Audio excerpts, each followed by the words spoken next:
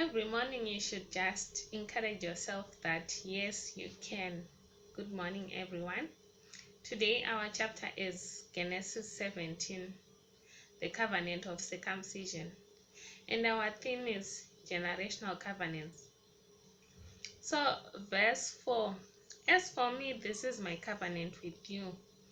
You will be the father of many nations. No longer will you be called Abram. Your name will be Abraham, for I have made you the father of many nations. So this was the Lord addressing Abraham. I will establish my covenant as an everlasting covenant between me and you and your descendants after you, for the generations to come, to be your God and the God of your descendants after you. So in this chapter, God established a covenant with Abraham. Not only was the covenant between the two of them, but it was a covenant also for generations to come. Then verse 10 says, "This is my covenant with you and your descendants after you.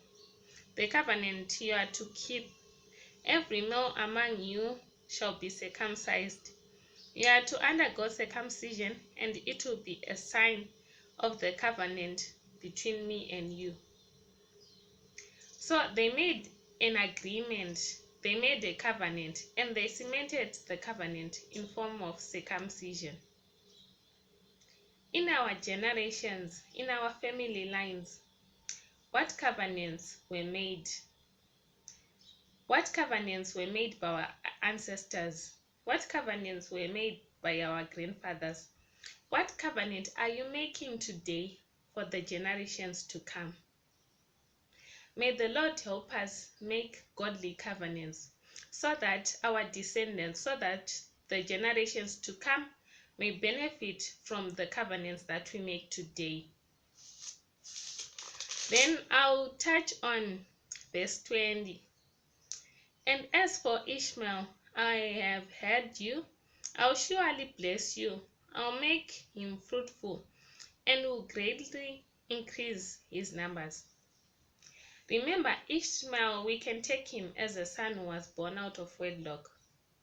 But we see that Abraham remembered his son, regardless of the fact that he was born through a slave.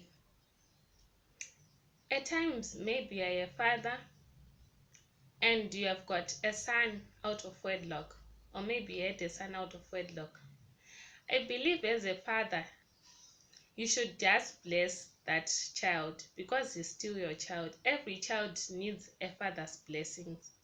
So today, I encourage all fathers to bless their children, regardless of where they are. Be blessed today and keep on making a difference.